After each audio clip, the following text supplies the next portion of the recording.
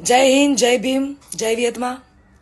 હું લોક ગાયક કાજલ મહેરિયા ઘણા સમયથી ચર્ચાનો મુદ્દો જે વાત મારા પારિવારિક હતી, ઘરની વાત હતી, એટલે ઘરમાં જ રહે એવી ભાવનાથી તમારી સમક્ષ ક્યારે રજૂઆત નથી કરી. પરંતુ આજે હદનો છેડો પાર થઈ ગયો હોય એવું મને લાગે છે. આજે વિડીયોના માધ્યમથી જણાવું છું કે ગત તારીખ 10/10/2025ના રોજ મેં મારી મરજીથી અને પૂરી સ્વભાન અવસ્થામાં ભારતીય સંવિધાનના નિયમો અનુસાર ભારતના સ્વતંત્ર નાગરિકતાના નિયમ મુજબ પુખ્ત વયે મેં મારી મરજીથી અલ્પેશ જોડે લગ્ન કર્યા છે. ના કોઈ ધાકધમકી કે ના કોઈ દબાણથી કર્યા છે. અલ્પેશ અને મારું પોતાનું રિલેશન છેલ્લા 1.5 વર્ષથી હતું.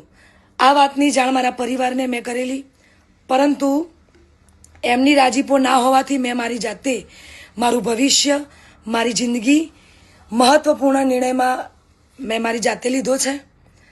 એ બાબતે મારો પહેલો ઘણો કે છેલ્લો ઘણો જવાબ આજ રહેશે અને આજ હશે.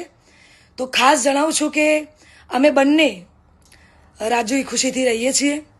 હું મારી આ પર્સનલ વાતમાં ના કોઈ સમાજને કે ના કોઈ વડીલોને ગેરમાર્ગે દોરવા નથી માંગતી.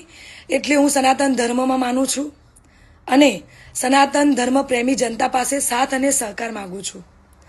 અને ખાસ એ વાત કે હું ધર્મ પરિવર્તન કરવા નહોતી માંગતી, એટલા માટે અત્યાર સુધી હું ચૂપ હતી.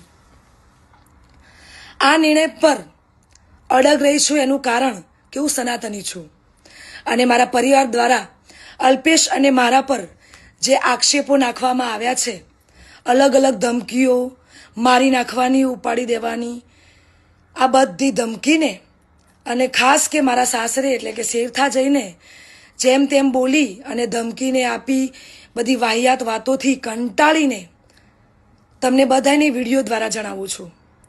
અને આજ પછી આવી કોઈ પણ ફાલતુ વાતોનો મારે જવાબ આપવો પડે એવું હું જરૂરી નથી માનતી. તો પ્લીઝ, આજ સુધી મેં લોકોનું અને મારા પરિવારનું જ વિચાર્યું છે, પણ હવે હું મારું વિચારીશ.